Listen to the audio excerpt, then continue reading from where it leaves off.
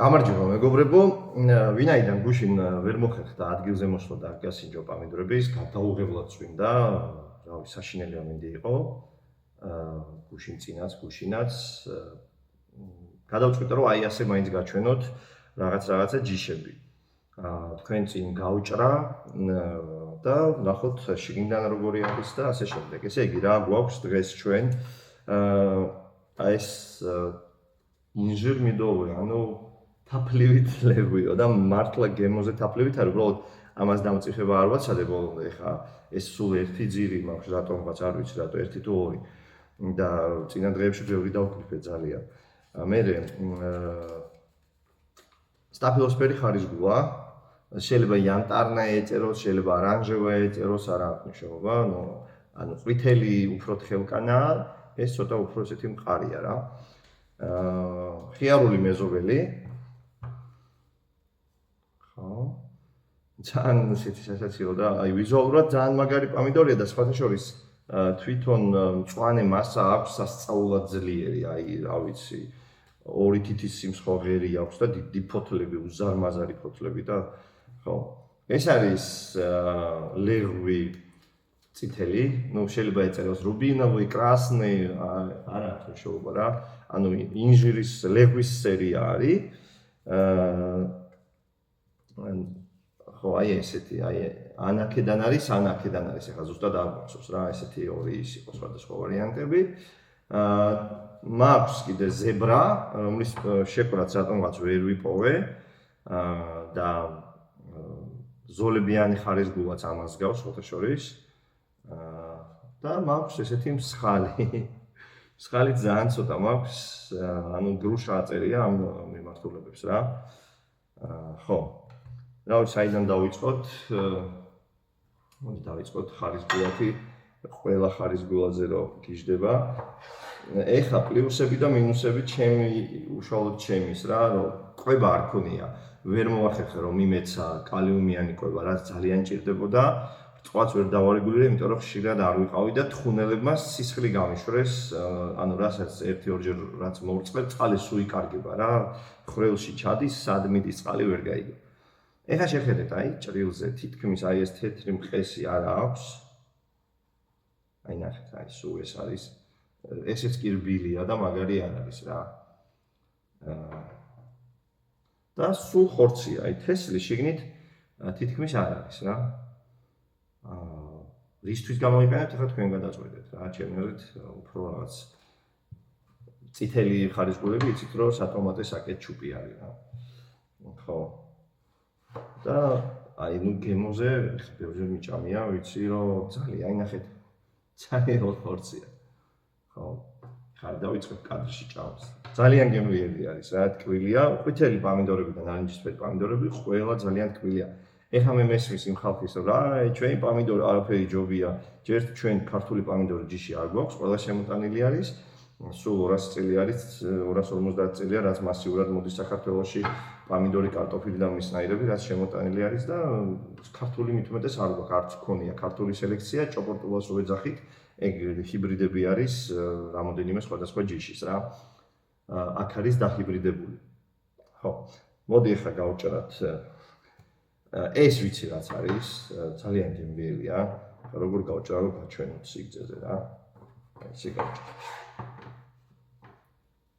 ეხლა ეს არ გაგიკვირდეთ, იმიტომ რომ ამ ხელა მასა რო უნდა დაიკავოს და რო არ ჩამოვარდეს, ეს ფეხი ექნება, ეს ფეხი რო არ კონდეს, ხო, საკმაოდ დიდი პამიდორი არის რა, ჩამოვარდება და გაფუჭრება, ხო? შეიძლება შეამციროთ თუ კიდე აცილით დამწიფებას, მაგრამ ეს არაფერი პრობლემა არ არის დიდი პამიდორებისთვის რა, რომელსაც მასა დიდი აქვს. ხო. ვერ ვიტყვი რომ ძალიან ხორციანია თქო, იმასაც ვერ ვიტყვი რომ ძალიან წვნიანია თქო. ეს არის აი საშუალოდ. ამით მომწონს მე მაგალითად აი ლეღვების ხაზი რა, რომ საშუალოდ წვნიანი არის, არც იქეთ, არც აქეთ, არ ძალიან მშრალია, არ ძალიან წვნიანი. რომ მოკმიჩავ რომ მე მიყვარს პირდაპირ პამიდორის შეჭმა, აი აქეთ იქეთ რო ისხმება წვენს, ის არ მიყვარს რა. ხო. ძალიან კარგად უკავია ფორმა და სალათედაც, ანუ საინში რო ჯამში რო დაჭრით, ფორმას არ დაკარგავს რა. სუნი აქვს სასწაული, რა ვიცი.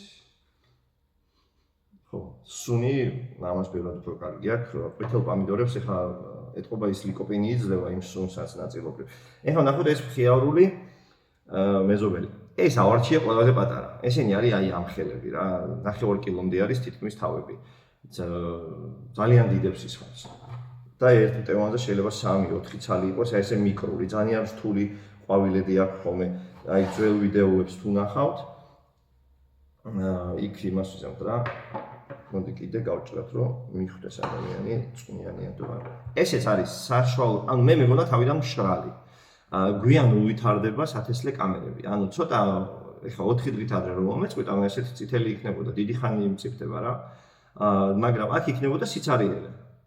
და მე მეგონა მეთქი რა ფშუტე პამიდორია მეთქი რა თავიდან რომ მოვწყვიტე და ძალიან არ მომეწონა ნეგატიურად გამეწყვე ამ პამიდორის მიმართ, მაგრამ ეხა რომ ვაცალე დამწიფება, თავი წარმოაჩინა როგორც ძალიან ესეთ ნორმალურმა კარგმა პამიდორმა. სუნიც გადასარევი აქვს, მე მიყვარს ცოტა აი აი ნახეთ, ხა იქიდან არ ეთყობა და შეიძლება რა.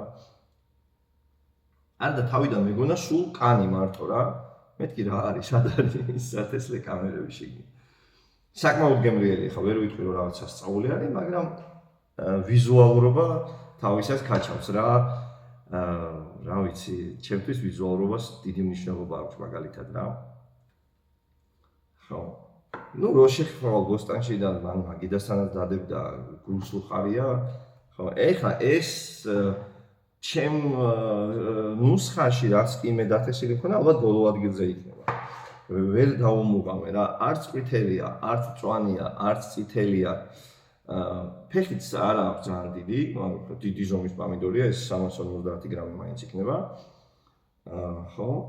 და ძალიან არ მომწონს რომ აი ეს თესლები მწვანე რჩება რა და ძალიან წვნიანია. საკმაოდ ხელკანაა, მალე ფუჭდება, ლოქორებმა და ლოკოპინებმა აი მიადგებიან და მთლიანად ჭამენ ხოლმე, იმდენი არის შეჭმული რომ რა ვიცი და აი ძალიან წვნიანი არის რა. ვინც პამიდორის წვენს აკეთებთ ალბათ მაგისთვის კარგი იქნება, მაგრამ ფერი არ ექნება რა. ხა სიმართლე გითხრათ აი ზებრას რეკომენდაციას მე ვერ მივცემ, აი გინდა თუ არა ეს ესეთი პამიდორია რომ აუცილებლად უნდა გასინჯოთ და გქონდეთ ეზოში თქო რა. მაგრამ ნუ ვიზუალურად განსხვავებულია, შეიძლება ადამიანს კარგი სუნიც აქვს, უნდადეს ვიზუალურობის გამო მოწონდეს რა. ბევრ პამიდორს ჯობია ხა, რაც ბაზარში ჰიბრიდები იყიდება, იმაზე არ მაქვს კიდე ლაპარაკი რა. ხო, ესე რა. ეს არის აი ეს თაფლის ლეღვიო რა, თაფლოვანი ლეღვი. ზოგადად ამას უფრო ფართე ფორმა აქვს ხოლმე, უბრალოდ ეს გამოვედია ასეთი რა. ეს არის უფრო ფართე ხოლმე რა. ვინაიდან ბევრი არ და ადრე მოვწყვიტე ხა, ესეთ გავითვალისწინოთ რომ ჯერ არ არის დამწიფებული, მაგრამ მე გეტყვით რომ ეს არის ყველაზე ტკბილი და გემრიელი, ანუ სითქმოვისაც უყვარს, აი თაფლია, მართლა თაფლივით არის რა. უტკბილესია. დიდი მყესი არ აქვს, მით უმეტეს რომ ეს არ არის ჯერ დამწიფებული, ხა ეს სულ გაყვითლდებოდა. და ანუ ნარჩენი ფაქტიურად არ რჩება რა, ისეთი გემრიელი არის რა. საშუალო წვნიანია, საშუალოდ ხორციანია და გემოზე უგემრიელესია, დედაჩემი დამეთანხმება. ძალიან მომეწონა. სუნი აქვს სასწაულით ამას. 100% თუ აძლევ რეკომენდაციას ამას. და ნუ ეს უბრალოდ კარგი დიდი არის ხო? და ეს პატარა ესეთი ავიღე. მსხალი არის წააგავს ეს ხაზი ხარისგულებს რა. ანუ ხარისგულასავით ძალიან ცოტა თესლი აქვს, უფრო მეტი ხორცი აქვს. სუნი კარგია. აი მართლა კარგია. ჩემი აზრით ეხლა ძალიან ცუდი პამიდორის ჯიში, რასაც ქვია, არ არსებობს რა. თუ კარგად მოული და სწორად არის, ბუნებრივად იკვებება, ზედმეტი აზოტი არა აქვს და არაფერი, ყველა პამიდორი ასე თუ ისე გემრიელია. კი, ჩერი რაც ჩავწერე ვიდეო, იმას მართლა გამოვარჩევ. ანუ შავი ალუბალი რო არის, აღარ აქვს მაგის თესლი. ხო.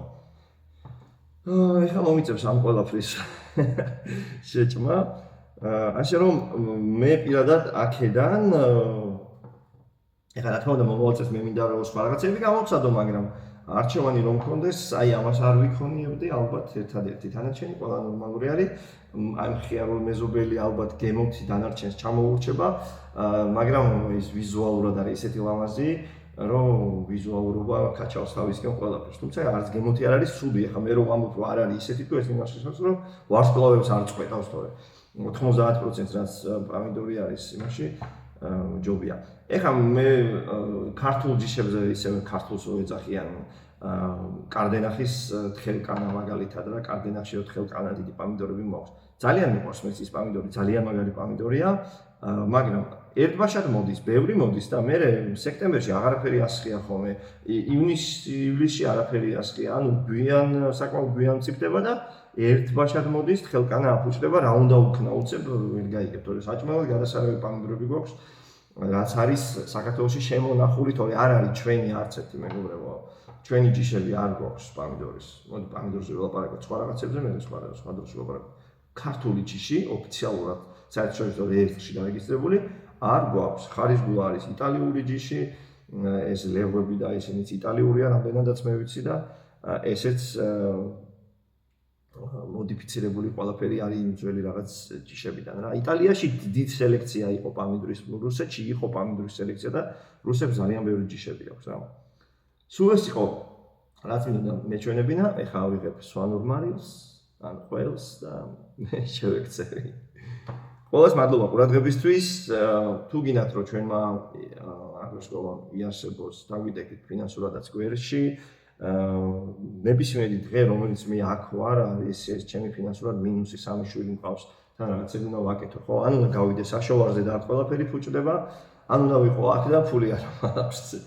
და აგროსკოლა დასახურიც არის, შემოსაზღვრულიც არის, ასე რომ ვთქვათ, კედლები გასაკეთებელია და ბევრი რაღაც არის ჯერ კიდე აქ გასაკეთებელი და თუ გინდათ რომ ამ აგროსკოლამ იარსებოს და ასეთი ვიდეოები იყოს, სადაც თქვენ ამ ეტაპს გამოტოვებთ, ანუ არ მოგიწევთ 50 ჯიშის დათესვა ჩემსავით, რომ გაიგოთ რომელი არის კარგი.